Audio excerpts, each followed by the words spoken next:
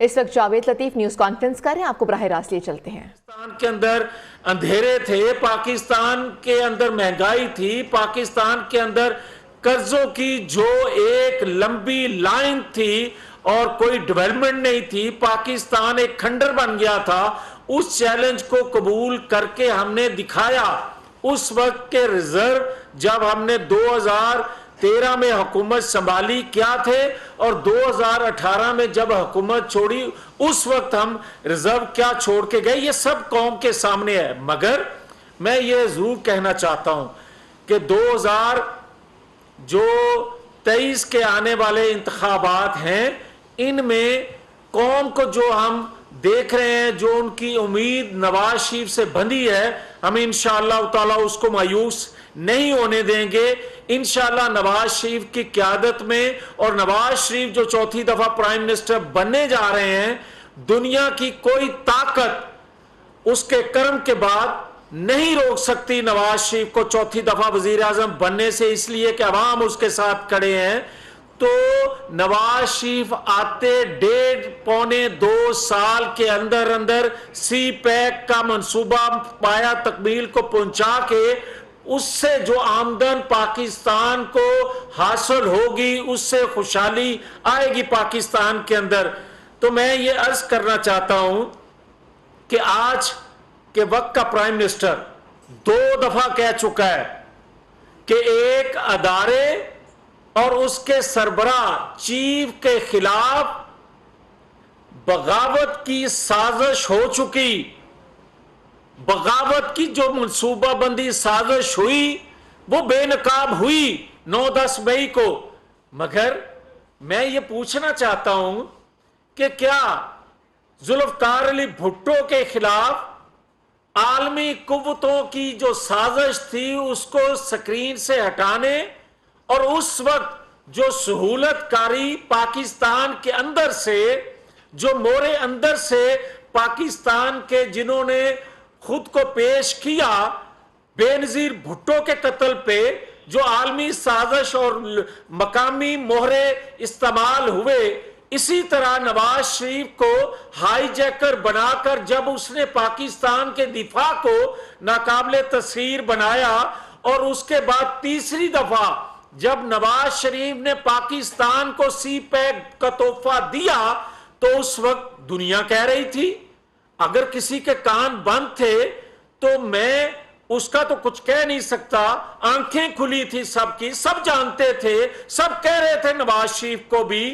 कि आपने पाकिस्तान के दिफा को नाकाबिले तस्खीर बनाने के जुर्म में आपकी हुकूमत खत्म की गई और आप सी पैक का तोहफा दे रहे हैं। ये उन कुव्वतों को, आलमी कुव्वतों को बर्दाश्त नहीं होगा जो पाकिस्तान की तरक्की पसंद नहीं करती और यहां से मोरे इस्तेमाल होंगे, यहां से सहूलतकारी उन कुव्वतों को मिलेगी और फिर मिली। और फिर आज मुझे ये कहने में कोई आर नहीं कि अदारे, पाकिस्तान के मजबूत अदारे, पाकिस्तान के दिफाई अदारे और उसके चीफ के खिलाफ जो मंसूबा बंदी बगावत की हुई, उसके पीछे भी वो कुव्वतें शामिल हैं जो पाकिस्तान को स्टेबल नहीं देखना चाहती। तो मैं आज सवाल करता हूं कि क्या नई कानून साजी करके आप उन मुजरमों तक पहुंचना चाहते हैं या उनको सहूलत देना चाहते हैं? कानून पाकिस्तान के अंदर पहले भी बेशुमार हैं, मगर वो कानून, वो आइन बेगुनाह को पकड़े जाने से, हाथ डालने से नहीं रोक सकता।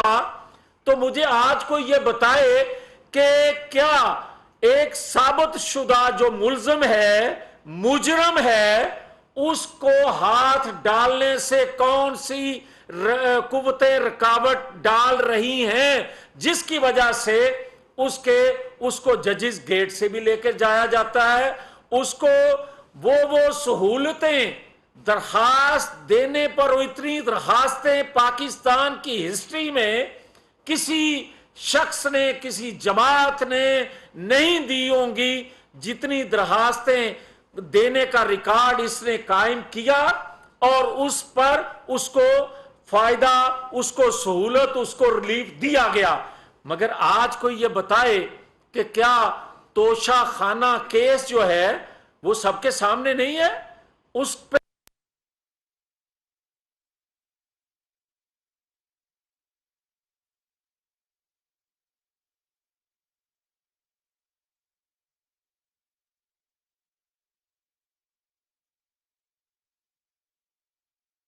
کیا 9-10 ڈالا جا سکتا جو سانیہ ہوا اگر ایک ادارے نے ضرورت ہے احتسابی اپنے اندر کی، اور جو حاضر سروس لوگ تھے جو سہولت کاری کا رول ادا کر رہے تھے ان پہ ہاتھ ڈال کے اچھا کیا. مگر کیا ہی اچھا ہوتا اگر وہ اپنے ریٹائر ہونے والے ان کرداروں پر بھی ہاتھ ڈالتے جو 2017 میں ایکٹیو ہوئے اور ان کے ایکٹیو ہونے کی وجہ سے 9-10 مئی کا سانیہ پیش آیا. تو میں یہ کہوں گا کہ کیا پاکستان کے اندر جو شخص لایا گیا اور جس کو جو پہلے دن سے ہی کسی عہدے کا اہل نہیں تھا مگر اس کو لانا تھا، لانے والوں نے لا کے بٹھا دیا، اور جو اہل تھے ان کو ہٹانا تھا اس لیے ان کو نااہل کر دیا. تو پھر آج سوال قوم کر رہی ہے کہ یہ تو بتایا جائے کہ جو نااہل کیے گئے کیا وہ درخواستوں پہ درخواستیں دیں؟ تمام کردار بے نقاب ہونے کے باوجود، اقرار کرنے کے باوجود، کیا ان کے ساتھ وہی سلوک کیا جائے جو مجرموں کے ساتھ سلوک کیا جاتا ہے، اور مجرم کے ساتھ وہ سلوک کیا جائے جو بے گناہ کے ساتھ کیا جاتا ہے؟ یہ ہے انصاف پاکستان کا؟ یہ ہے ترازو کے دونوں پلڑے برابر؟ یہ نہیں ہے اس طرح. اور اگر آپ کیپٹل میں یس